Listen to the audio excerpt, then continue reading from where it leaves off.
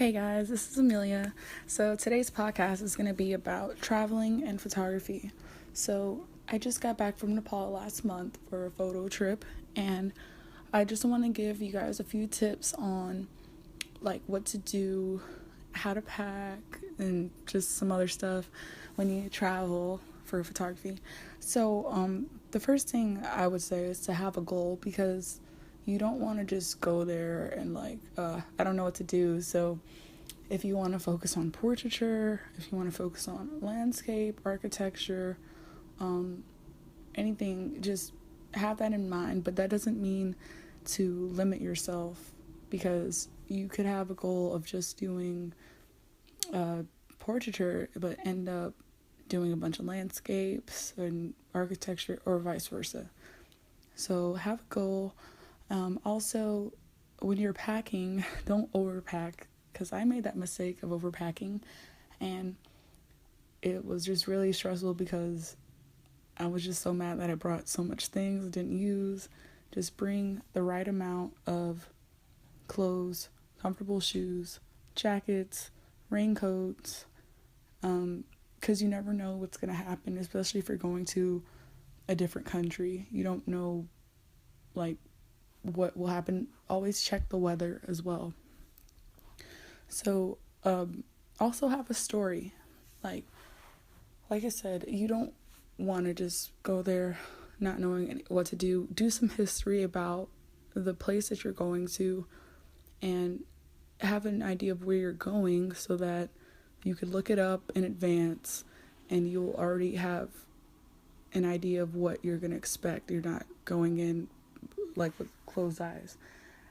Bring a few lenses. The lens on your camera already should be fine. I have an 18 to 55, and then also I have brought a 50 millimeter lens for portraits, and a telephoto lens just in case I couldn't get as close as I want to. Also, while you're there, bring your camera everywhere, because sometimes you think that, oh, I'm just going to get something to eat, or I'm going to the store. You should still bring your camera, because you never know like what you'll see, and you could get the perfect shot, and you don't want to have that regret of not bringing it. But also be careful, because if you're going to a place that's not as safe, put your camera in a bag or something, so that, if you're going to a third world country, some people might try to steal it, or you could break it, or anything could happen. So also, another tip is to shoot wide so that you can crop, because if you zoom in too much, you could get a good picture, but at the same time, you'll never know if you could come back to that place.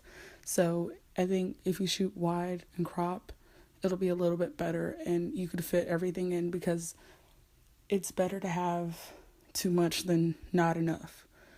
So also, just to wrap things up a little bit, make sure that if you're going to a third world country like Nepal, or anywhere else, something like that in the Middle East, or in Asia, or somewhere where it's not a lot of poverty, where there is a lot of poverty, make sure you can help. So try anything to help, because you don't want to just document their people and their place and not do anything about it. Even though the photos in general are helping, because it's bringing awareness, still, like, if you can make donations to a school, a foundation, it's best. The foundation that I helped out with in Nepal was the Bo M. Carlson Foundation, and it's a foundation for girls in Nepal to get through college, to get through their business degrees, their nursing degrees, whatever degrees they want. And it's really important, because they don't have the same opportunities that we have here in the United States.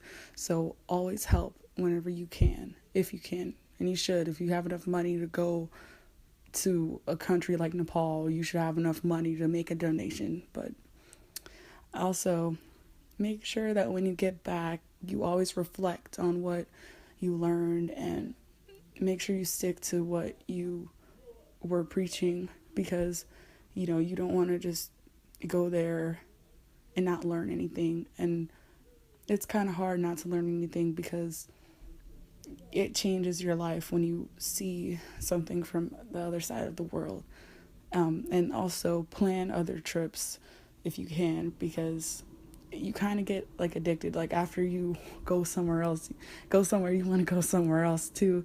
So make sure that you plan for other trips financially and mentally as well, because it is stressful when you're away so far and you miss your friends and family. So make sure that you're, planning for that. But to wrap things up, thank you guys for listening. This is Amelia Christie. If you need any tips, just DM me on Instagram, Millie Photography 22, MILLI Photography 22, and hopefully next week we can get back with more tips. All right, guys, take care. Bye.